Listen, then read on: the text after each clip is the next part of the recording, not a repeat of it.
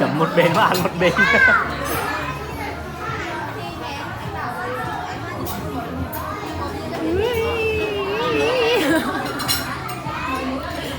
Em đã cắn nè.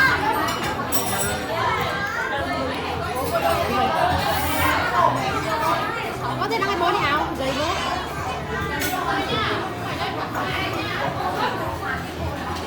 Được được, em đẹp.